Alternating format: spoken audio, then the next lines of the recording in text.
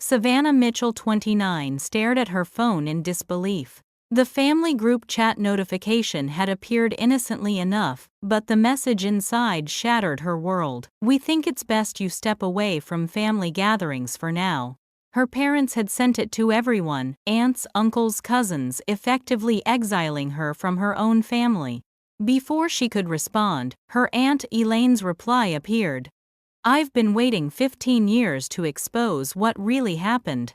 Before I continue this shocking family drama, I'd love to know where you're watching from today. Drop your location in the comments, and if you enjoy real stories about family betrayal and sweet justice, hit that subscribe button and the notification bell. Trust me, you won't want to miss how this family revenge saga unfolds. For nearly 3 decades, Savannah had believed the Mitchell family was perfect, or at least as perfect as any American family could be. Growing up in suburban Connecticut, she'd been raised in a spacious colonial home with pristine landscaping that matched their carefully cultivated image. Her father Richard was the respected chief surgeon at Hartford General, while her mother Vanessa chaired multiple charity committees. Her younger brother Jake had followed their father into medicine, already securing a prestigious residency at 26. Family photos adorned every wall, smiling faces at lake houses, ski trips, and graduation ceremonies. Thanksgiving dinners and 4th of July barbecues were Mitchell family traditions, with relatives traveling from across the country to attend. These gatherings had been the backbone of Savannah's childhood, instilling in her the importance of family above all else. "Blood is thicker than water," her father would say, raising his glass and toast.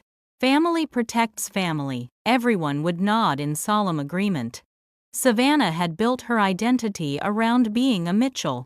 She'd worked diligently to uphold the family name, graduating summa cum laude from Dartmouth, securing a position at a top-tier investment firm, and always presenting herself impeccably in public. She called her parents weekly, sent thoughtful gifts for every occasion, and never missed a family gathering. The only family member who ever seemed to challenge the perfect Mitchell narrative was her mother's sister, Aunt Elaine. Though she attended family events, she maintained a noticeable distance, particularly from Savannah's parents. As a child, Savannah had once asked her mother why Aunt Elaine seemed so different from everyone else. "Your aunt has always been difficult," her mother had replied dismissively. "She's jealous of what other people have." Savannah had accepted this explanation without question. Now, sitting in her Manhattan apartment, that conversation replayed in her mind, with new significance as she scrolled back to her parents' message and Aunt Elaine's cryptic response. The catalyst for her family exile had occurred 3 days earlier.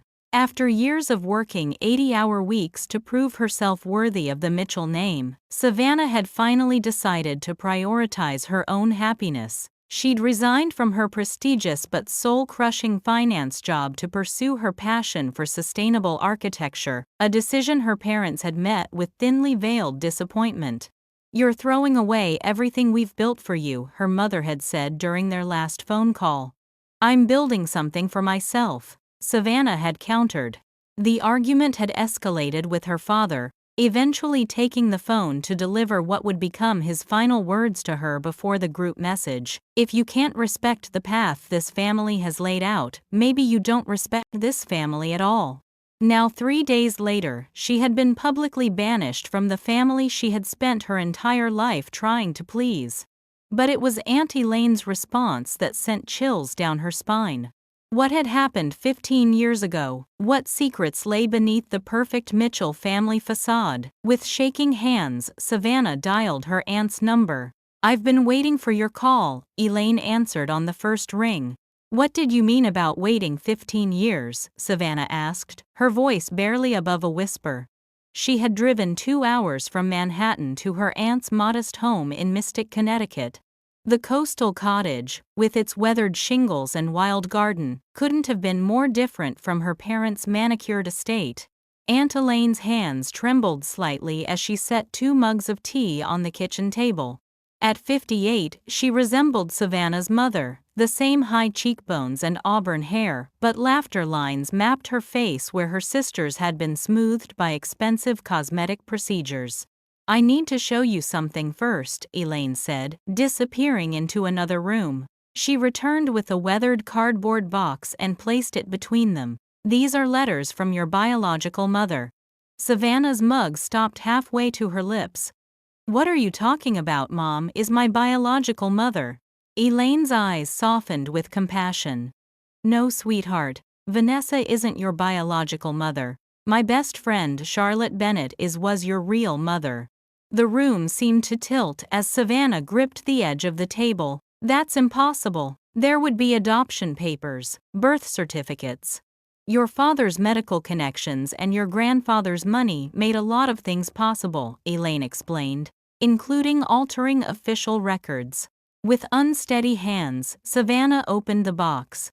Inside were dozens of letters, all addressed to "my dearest daughter." The earliest was dated just after her birth, the most recent from 15 years ago. Photographs spilled out a young woman with Savannah's same hazel eyes and heart-shaped face. "Charlotte was my roommate in college," Elaine explained, as Savannah examined the photos. "She met your father during his medical residency when she came to visit me. They had a brief relationship. When she discovered she was pregnant, he was already engaged to Vanessa." Savannah's mind raced to process this information. Did Vanessa know? She found out when Charlotte was 7 months pregnant. Richard and Vanessa had been trying unsuccessfully to conceive. Instead of breaking off the engagement, they made Charlotte an offer. They would raise the child as their own, provide financially for Charlotte, and no one would ever know the truth. "And Charlotte agreed to this?" Savannah asked incredulously. "Not exactly. She was young, scared, and from a struggling family. Your father and his parents pressured her relentlessly. They convinced her she couldn't provide the life you deserved." Elaine's voice hardened. "But the agreement was that she would remain in your life as a family friend. She was supposed to be able to see you grow up, even if you didn't know she was your mother."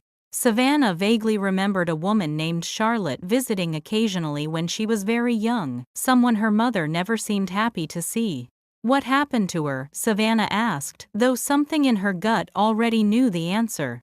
"For the first 14 years of your life, Charlotte wrote you letters, saved photographs, and visited when your parents permitted it, which became increasingly rare. She kept her end of the bargain, never revealing the truth." Elaine paused, her eyes filling with tears. 15 years ago, Charlotte was diagnosed with an aggressive form of leukemia. When she learned her time was limited, she begged your parents to tell you the truth. She wanted to spend her final months known to you as your mother. Savannah's chest tightened. "And they refused?" "Worse than that. They threatened legal action if she approached you. They cut off all contact. Charlotte died 9 months later, never having had the chance to tell you herself." Elaine reached into the box and pulled out a sealed envelope. "This was her final letter to you. She asked me to give it to you when the time was right. And you've kept this secret for 15 years. Anger flashed through Savannah's grief. "Why didn't you tell me sooner? I promised Charlotte I would look out for you, but I also promised I wouldn't disrupt your life until you were ready to hear the truth. Your parents made it clear they would cut you off completely if I interfered." Elaine's face hardened. "But when I saw that message they sent today, publicly rejecting their own daughter for simply choosing her own path, I realized they never deserved you in the first place." Savannah stared at the sealed letter in her hands, bearing her name in unfamiliar handwriting. Her entire identity had been built on a foundation of lies. The perfect Mitchell family she had tried so desperately to please wasn't even truly hers. "There's one more thing you should know," Elaine said quietly. "Charlotte left everything she had to you. It wasn't much at the time, a small savings account, and a piece of land she inherited from her grandmother. That land is now worth considerably more. It's on the coast near Westerly, Rhode Island. Your parents have been managing the trust until your 30th birthday next month when it transfers to you." Suddenly her parents' intensifying pressure over the past year made perfect sense. They had been pushing her to sign papers, giving them control over her financial affairs to protect her from poor decisions. The trust must be substantial, and they were about to lose control of it. "They never loved me," Savannah whispered, the realization washing over her. "I was just a possession to them, a way to get what they wanted." Elaine reached across the table and squeezed her hand. "Charlotte loved you enough for a lifetime. And I've loved you as my niece every single day." Outside, the afternoon light was fading into evening.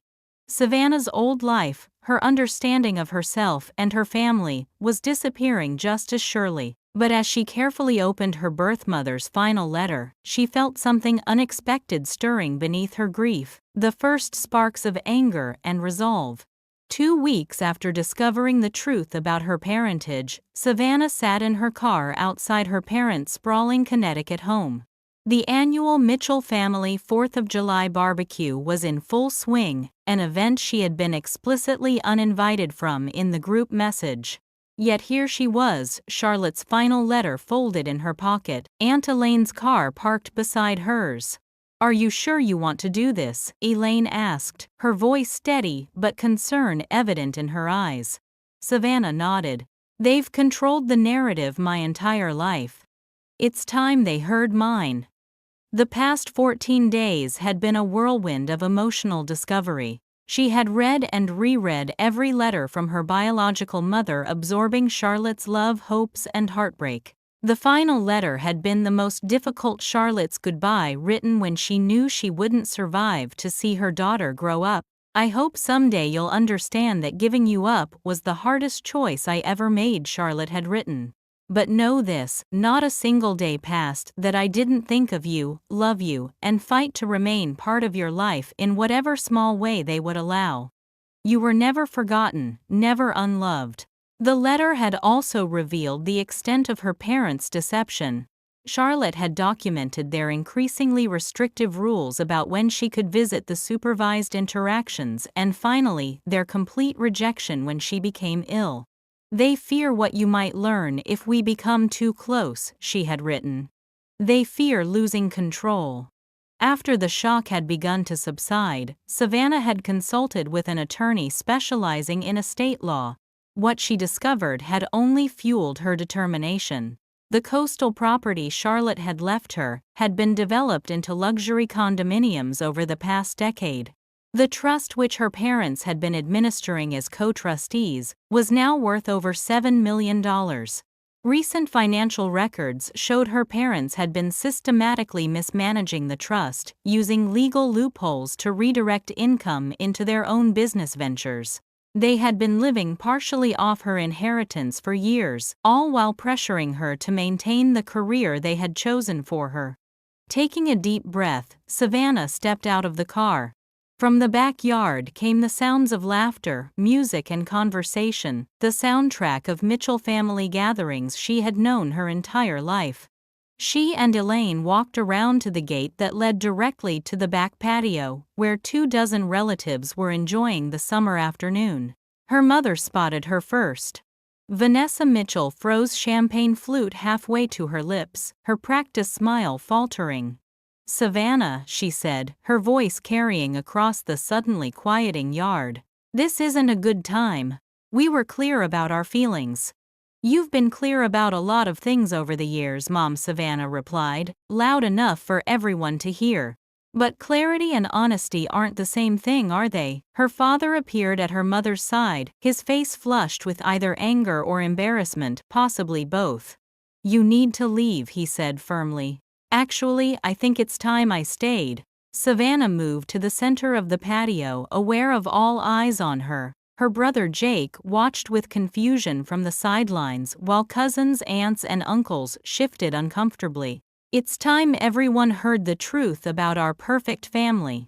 "Whatever Elaine has told you," her father began. "Charlotte Bennett told me," Savannah interrupted. "My real mother told me." A collective gasp rippled through the gathering. Her mother's face drained of color. "Savannah, please," she hissed. "Not here." "Where then?" "Behind closed doors, where you've kept the truth hidden for 29 years. Savannah turned to address the stunned family members. "How many of you knew I wasn't biologically a Mitchell? How many of you helped them keep this secret?" The uncomfortable glances between her older relatives told her everything. "So it wasn't just my parents who lied to me my entire life. It was all of you." The realization stung, but Savannah pressed on. "Charlotte Bennett was my biological mother. She made an agreement with my parents that she could remain in my life even if I didn't know the truth. When she was diagnosed with terminal cancer 15 years ago and asked to spend her final months acknowledged as my mother, they cut her off completely. She died alone writing letters to a daughter who didn't even know she existed." Her brother Jake stepped forward, genuine shock on his face. "Dad, Mom, is this true?" Their father's expression hardened. "We did what was best for this family." "For Savannah, you did what was best for yourselves," Savannah countered. "And it wasn't just about keeping me in the dark, it was about keeping control of this." She pulled out the financial documents her lawyer had prepared. "Charlotte left me an inheritance that you've been mismanaging for 15 years. $7 million worth of mismanagement. That money has been used for family investments," her father said defensively. "Everything we've done has been for this family's benefit." "For your benefit," Savannah corrected. "And now you're about to lose control of it when I turn 30 next month.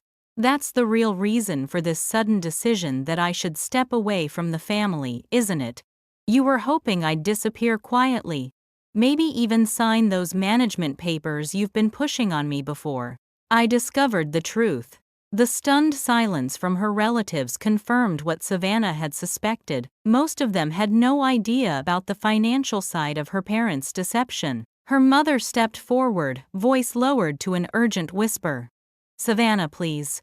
We can discuss this privately. We're still your parents. We raised you." "You purchased me," Savannah replied, her voice breaking despite her resolve.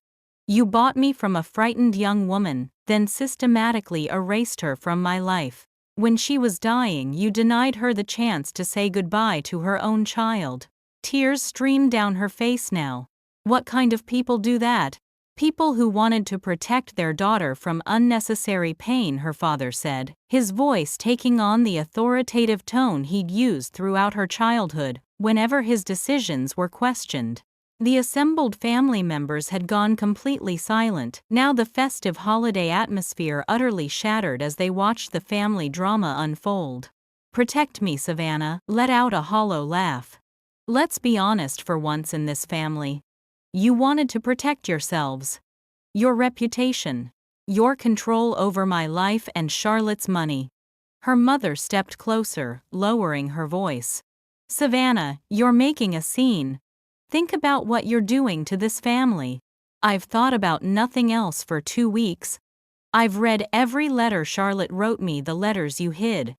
I've seen the trust documents you never mentioned. I've learned more truth in 14 days than you told me in 29 years.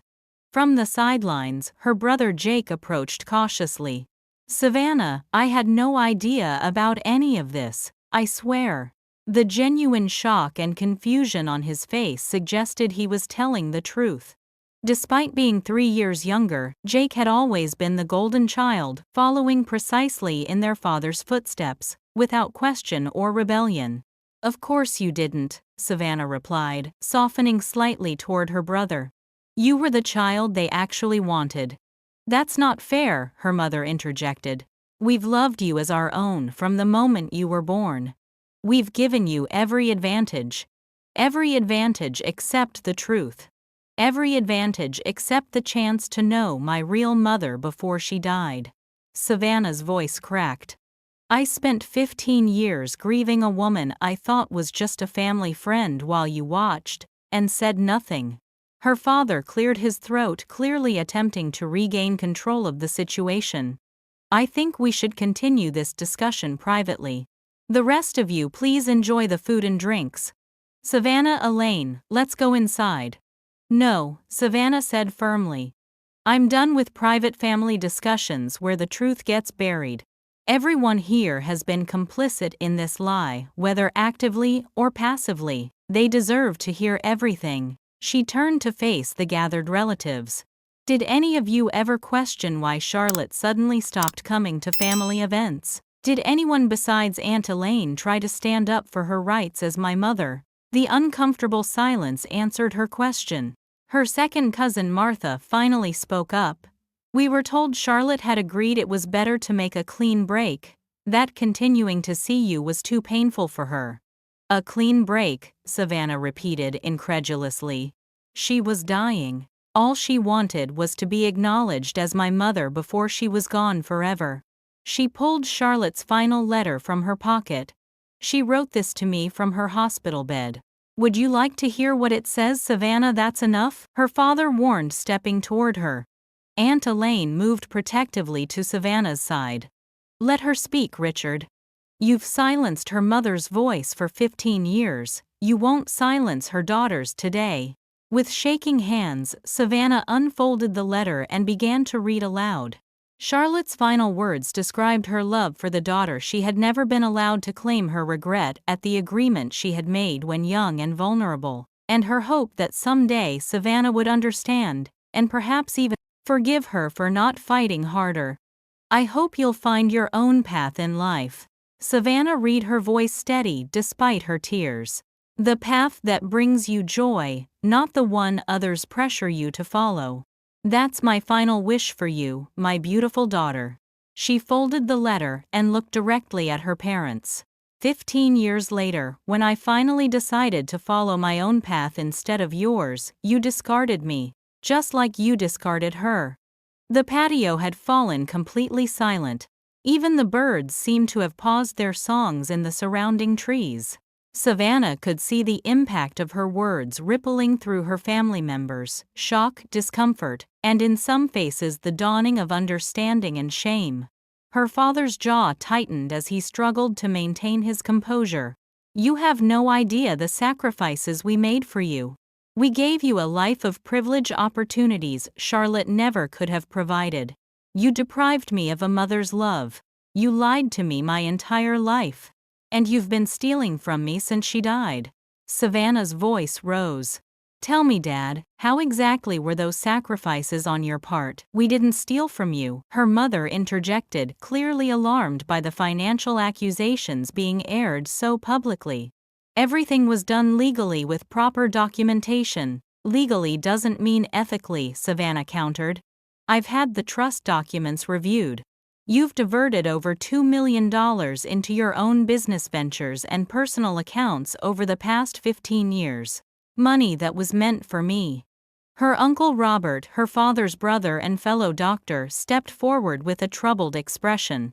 Richard, is this true? Have you been misappropriating Savannah's inheritance? It's complicated, her father hedged. The investments were made with the entire family's interests in mind.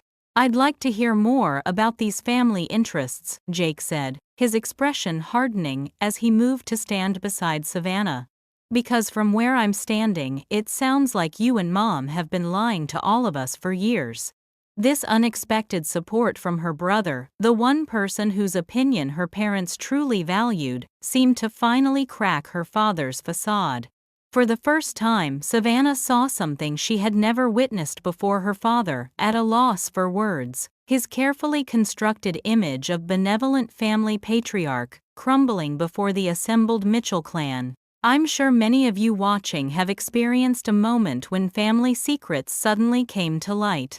When the perfect image you thought you knew shattered right before your eyes. If you're finding this story relatable, hit that like button right now, and make sure you're subscribed so you don't miss what happens next in this family showdown. Are you Team Savannah or Team Parents? Let me know in the comments below. I read every single one.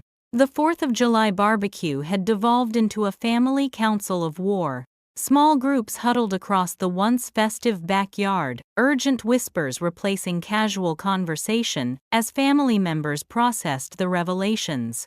Savannah stood with Aunt Elaine and Jake under the old maple tree at the edge of the property, the same tree where family photos had been taken for decades. "I can't believe they kept this from everyone," Jake said, running his hands through his hair in frustration. "Even me. Especially me. I'm a doctor, for God's sake. I could have helped Charlotte." "They knew you would have," Savannah said softly. "That's exactly why they didn't tell you." Across the yard, their parents were engaged in intense conversation with their lawyer Uncle Philip, who had been hurriedly summoned from his own holiday celebration.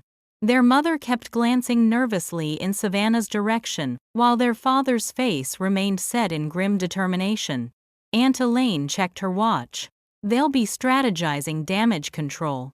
Your father never faces a problem he can't delegate or manipulate his way out of." "Not this time," Savannah said firmly.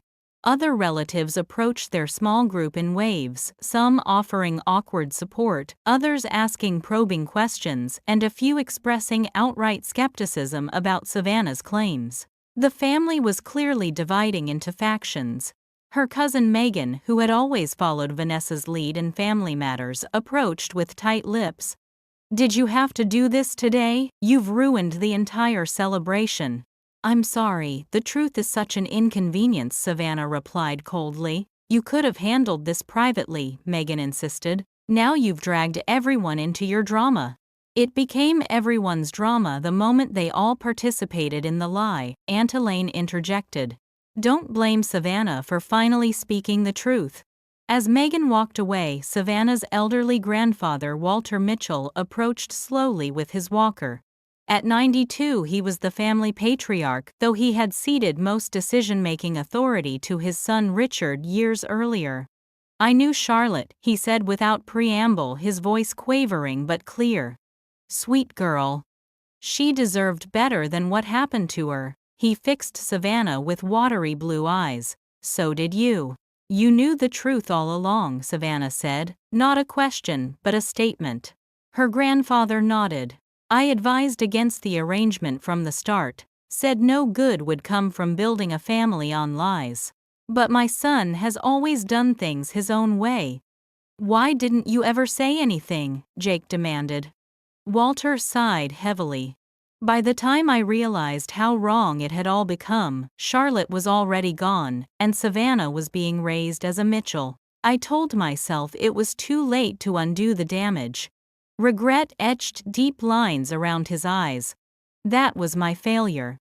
Before Savannah could respond, her father called for everyone's attention.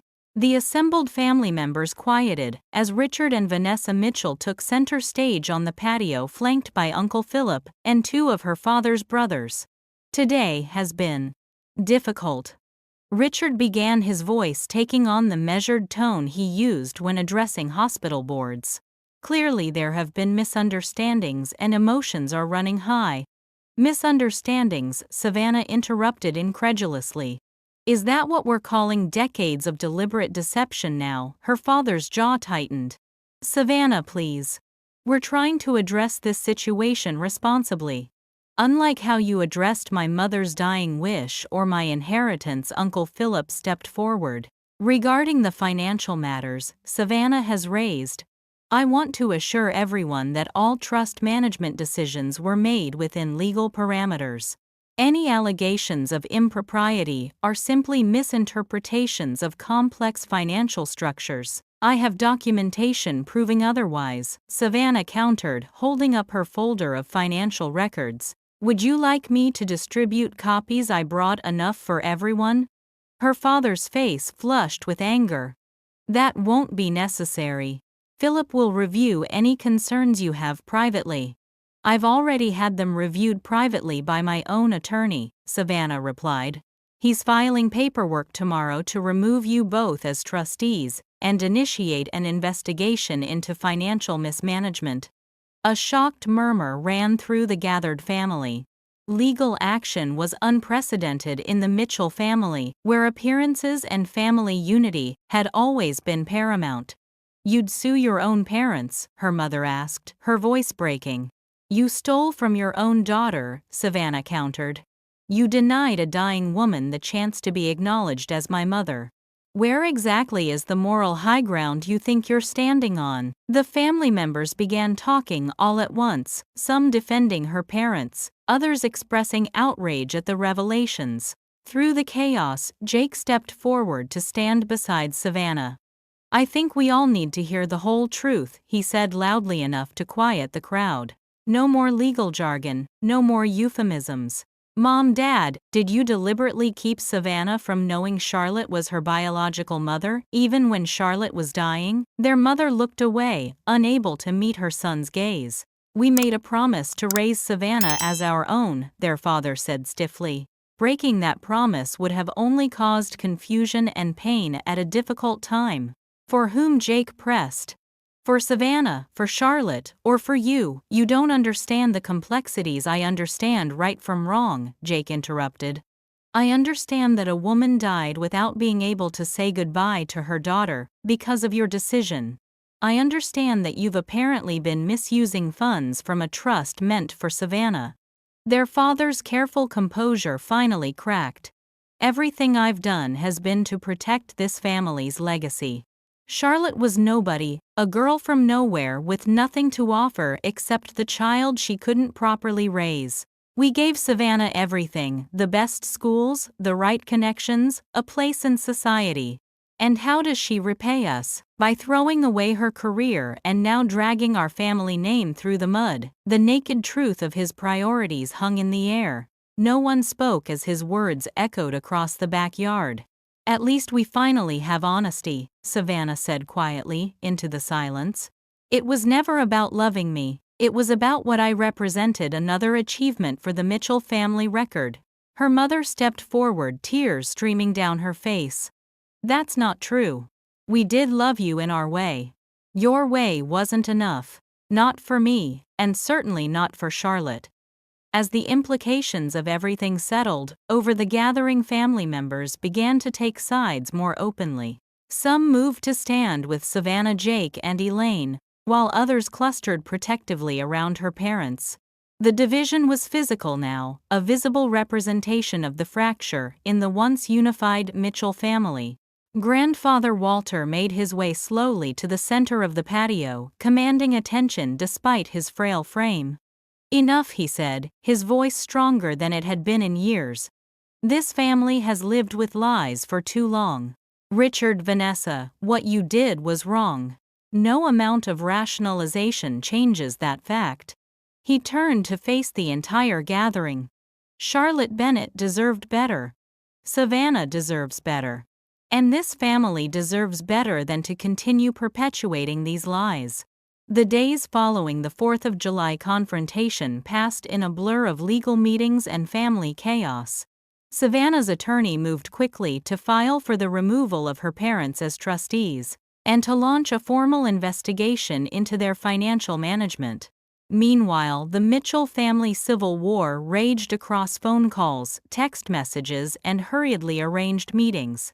Savannah had temporarily moved into Aunt Elaine's coastal cottage, needing distance from both her Manhattan apartment paid for partly by trust funds her parents had controlled, and the family drama consuming Connecticut.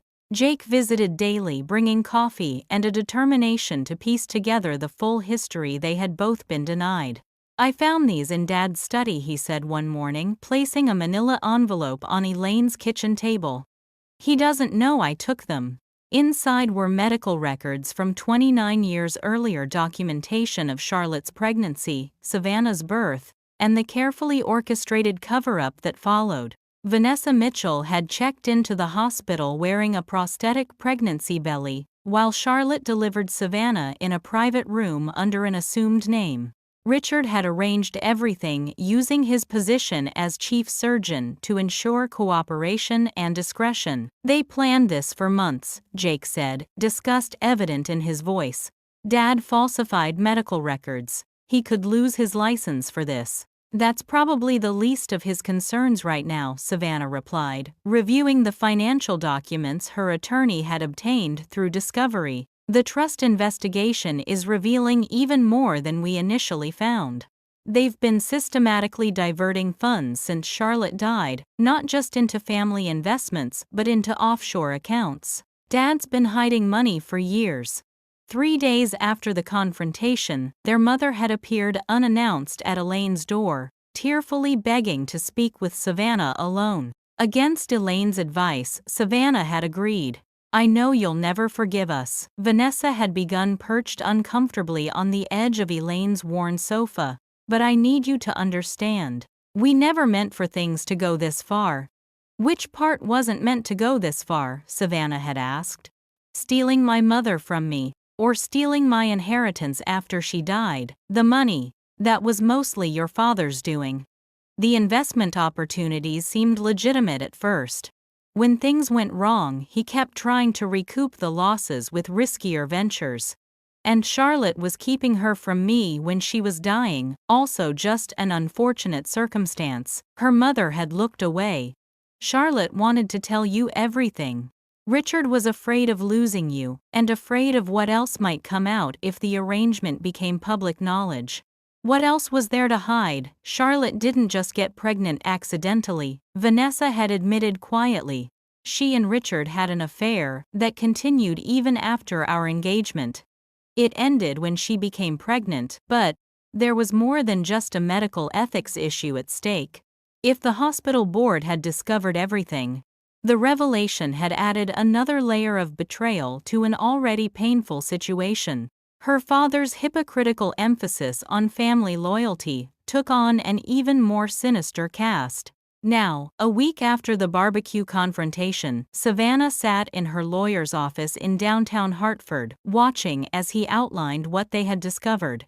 "The investigation has uncovered approximately $4 million diverted from your trust over 15 years, Martin Weber explained, sliding documents across his desk. "Some went into family businesses as they claimed, but at least $1.8 million was transferred to personal accounts and investments solely in your parents' names." "Can we recover it?" Savannah asked. "Some of it, yes. Unfortunately, a significant portion appears to have been lost in failed investment schemes over the past 5 years. Your father seems to have been trying to recoup earlier losses by making increasingly risky investments. So they stole from me and then lost the money," Savannah said bitterly. "Perfect.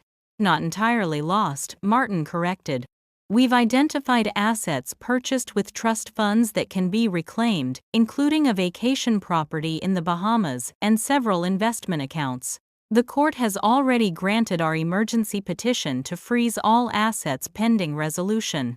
The legal proceedings had become front-page news in Connecticut, where the Mitchell family's prominence made the scandal irresistible to local media.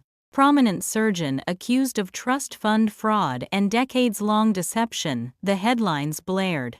Savannah had refused all interview requests, but the story had taken on a life of its own. The most unexpected development had come that morning when Jake had called with news that their father had been placed on administrative leave from the hospital, pending investigation into the falsified medical records from 29 years ago. "The board had an emergency meeting last night," Jake had explained. "Apparently, an anonymous source provided them with evidence of the records tampering." The source hadn't been anonymous to Savannah. Grandfather Walter had called her the previous evening to say he had done what he should have done years ago, turned over his copies of the original documentation to the hospital board and state medical authorities. "I won't see this family destroyed by more lies," he had said, his voice strong despite his years. Sometimes healing requires painful truths. The media coverage had forced many extended family members to choose sides publicly. Cousins Savannah had grown up with now avoided her calls, while others reached out with unexpected support. The Mitchell family was fracturing along lines that had been invisibly present for years, those who valued appearance and status above all else, and those who had always felt uncomfortable with the family's rigid hierarchy and secrets. Through it all, Aunt Elaine had remained Savannah's steadfast ally, providing not just a place to stay, but the family history Savannah had never known. "Charlotte was the kindest person I've ever known," Elaine said one evening, as they sorted through more of Charlotte's letters. "She loved art and architecture just like you do. That passion didn't come from the Mitchells. I wish I could remember her better, Savannah said, tracing her finger over her biological mother's handwriting. I have these vague memories of a woman with a bright laugh who brought me colored pencils, but nothing concrete. She brought you art supplies every time she visited, Elaine confirmed. She noticed your talent before anyone else did. It broke her heart when your parents pushed you toward business instead. As the legal proceedings intensified, Savannah received an unexpected call from her mother, asking to meet at a neutral location, a small cafe halfway between Hartford and Mystic. Despite her attorney's caution against unsupervised contact, Savannah agreed, her curiosity overcoming her better judgment. Vanessa Mitchell looked diminished when she arrived, her usually perfect appearance showing signs of strain. She slid into the booth across from Savannah with uncharacteristic hesitation. "Thank you for meeting me," she began. "I know you have no reason to." "Why did you want to see me?" Savannah asked directly. Her mother placed a small velvet pouch on the table between them. "These belong to Charlotte. I've kept them all these years, though I'm not proud of why." She opened the pouch and removed a pair of simple pearl earrings and a silver locket. "She wanted you to have them when you turned 18. Obviously, that didn't happen." Savannah carefully picked up the locket, opening it to find a tiny photograph of herself as a baby on one side and a young Charlotte on the other. "She wore this every day," Vanessa continued quietly. "Even though she couldn't acknowledge you publicly as her daughter, she kept you close to her heart. When she was in the hospital, she asked me to make sure you received it. And you kept it from me for 15 years, Savannah said, her voice tight with emotion. "Yes." Vanessa looked down at her hands, out of jealousy initially. "I couldn't have children of my own, did you know that? After 3 miscarriages, the doctors told me it would never happen. When Richard came to me about Charlotte's pregnancy, it seemed like fate. A child we could raise as our own. Did you ever consider what Charlotte might want? What I might want?" "Not enough," Vanessa admitted. "I told myself I was protecting you, but I was really protecting my idea of our perfect family." She hesitated before continuing. "Your father is negotiating a plea agreement with the district attorney. The financial fraud charges are too well documented to fight." The news wasn't entirely surprising, but hearing it confirmed sent a wave of complex emotions through Savannah. Despite everything, these people had raised her for 29 years. "What will happen to you?" she asked. "I've filed for divorce," Vanessa replied, her voice steady. "I knew about some of the financial improprieties, but not the extent. I've agreed to cooperate with the investigation in exchange for leniency." She reached across the table, stopping just short of touching Savannah's hand. "I know I don't deserve your forgiveness. I'm not asking for that. But I wanted you to know that I did love you in my way, even if I failed you terribly. And Charlotte." Her voice broke. "Charlotte loved you perfectly." 1 year later, Savannah stood on the bluff overlooking the Atlantic Ocean. The coastal Rhode Island property that had started all of this spread out before her. Charlotte's once modest inheritance, the land her parents had attempted to control and exploit, had become Savannah's fresh start. "The contractor says we're right on schedule," Jake said, joining her at the edge of the property with coffee cups in hand. "The foundation for the main building goes in next week." Savannah nodded, taking the offered coffee. "I still can't believe this is happening." In the aftermath of the legal proceedings, Richard Mitchell had ultimately accepted a plea deal, 3 years in federal prison for financial fraud, his medical license permanently revoked. The family had splintered permanently, with some relatives refusing to speak to Savannah, while others had tentatively begun rebuilding relationships with her. Vanessa, true to her word, had cooperated with authorities. She'd received probation rather than prison time, and had moved to Arizona to live near her sister, sending Savannah occasional emails that remained largely unanswered. The Mitchell Family Trust had been reorganized under Savannah's control, with Jake and Aunt Elaine as co-trustees, to ensure nothing like the previous mismanagement could happen again. After months of legal wrangling, they had recovered about 60% of the misappropriated funds. But the most meaningful outcome had nothing to do with money. Using her architecture background and her newfound freedom to chart her own course, Savannah had developed plans for the Rhode Island property that would have made Charlotte proud.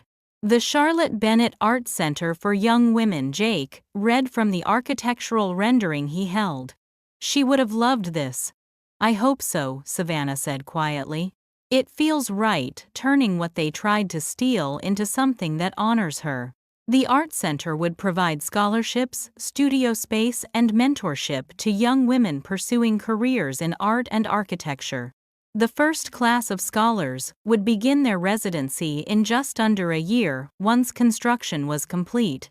Grandfather Walter had been the project's first major donor, contributing a substantial portion of his personal fortune as both atonement and legacy. At 93, he wouldn't live to see the center completed, but his support had helped accelerate the timeline significantly. Have you decided about Mom's latest email? Jake asked cautiously. Their mother had requested permission to attend the groundbreaking ceremony scheduled for the following month. I'm still thinking about it, Savannah replied. Part of me wants to keep this completely separate from the Mitchell family drama. But another part knows this center is about healing and second chances. Refusing her seems contrary to that mission. Whatever you decide, I support you, Jake assured her. This is your project, your vision. From behind them came the sound of a car door closing. Aunt Elaine walked up the path toward them, accompanied by a woman Savannah had only recently met, Charlotte's younger sister Rachel, who had flown in from California to see the property. It's absolutely perfect, Rachel called, as she approached, her resemblance to Charlotte evident in her smile and the way she moved. The view alone would have made her so happy. After the family secrets had exploded, Savannah had sought out Charlotte's remaining family, a process that had led to discovering an entire branch of relatives she'd never known existed. Rachel had welcomed her with open arms and photographs, stories, and memories of the mother Savannah had been denied. We found something else in Mom's storage unit, Rachel said, reaching into her bag. Charlotte's sketchbooks from college. Her architectural drawings from before she switched to art history. Savannah accepted the weathered sketchbooks with trembling hands. Inside were page after page of beautiful renderings, buildings, and spaces, designed with the same sensibility that had drawn Savannah to architecture from childhood. "It's in your blood," Aunt Elaine said softly. "Some things can't be erased, no matter how hard people try." As they stood together on the property that represented both past pain and future promise, Savannah felt a sense of completion she hadn't thought possible a year earlier. The Mitchell family facade had crumbled, revealing ugly truths, but also opening the door to authentic connections and her true heritage. The center would open on what would have been Charlotte's 60th birthday. In the main hall, Savannah had designed a wall of remembrance, not just for Charlotte, but for all the women whose dreams and talents had been suppressed or denied. It would stand as testament to the power of truth to heal even the deepest wounds.